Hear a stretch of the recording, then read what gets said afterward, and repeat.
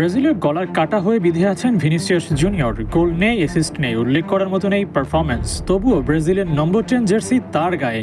কি আর করার, নেইমারবিহীন ব্রাজিলে তিনিই তো সুপারস্টার। ভুল বললাম, ব্রাজিলের সুপারস্টার নন ভিনি, বরঞ্চ হারের বড় কারণ তিনি। সবশেষ ম্যাচ আর পরিসংখ্যান সাক্ষ্য দিবে ভিনির বিপক্ষে। ব্রাজিল দল এতটাও ছোট দল নয়, রেকর্ড সামর্থ্য কিংবা লিগ্যাসি সবই তো আছে, নেই কেবল ধারাবাহিকতা। আর এই নৌকার হাল ধরার কথা যার, সেই ভিনি হয়ে আছেন দিশেহারা।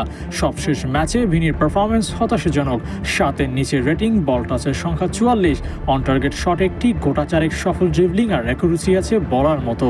এসব তো মামুলি, ব্রাজিল তার কাছ থেকে যায় গোল, কিন্তু সেসব ভিনি পারেন না। সবশেষ গোল পেয়েছেন মার্চ মাসে কলম্বিয়ার বিপক্ষে। এরপর আর্জেন্টিনা ও ইকুয়েডরের বিপক্ষে খেললেও গোল আসেনি। গোল খরায় পড়ে আছেন ভিনিসিয়াস জুনিয়র।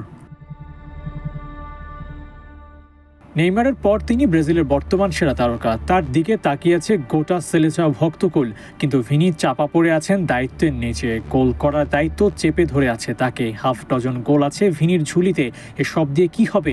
গুরুত্বপূর্ণ ম্যাচগুলোতে যখন থাকেন শূন্য থলিতে। ইকুয়েডরের বিপক্ষে একটা শট অবশ্য নিয়েছিলেন, কিন্তু পোড়া কপালে কাটেনি গোল খরা। প্রতিপক্ষের কিপার সে শট ফিরিয়ে দিয়ে এবারও ভিনিকে রাখেন গোল শূন্য।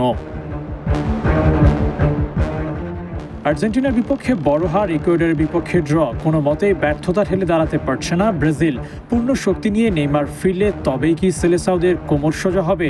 হতেও পারে। নেইমার জুনিয়রকে পেলে পুরনো রূপে ফিরতে পারে ব্রাজিল। বিশ্বকাপ বাছাই পর্বে 4-এ থাকা ব্রাজিল চাইবে উপরে উঠতে। 15 ম্যাচে 6 জয় পাওয়া ব্রাজিলের সামনে প্যারাগুয়ে, চিলি ও বলিভিয়ার মতো প্রতিপক্ষ। তাদের সাথে কিছু একটা করে জয় ছিনিয়ে আনতে হবে ব্রাজিলের।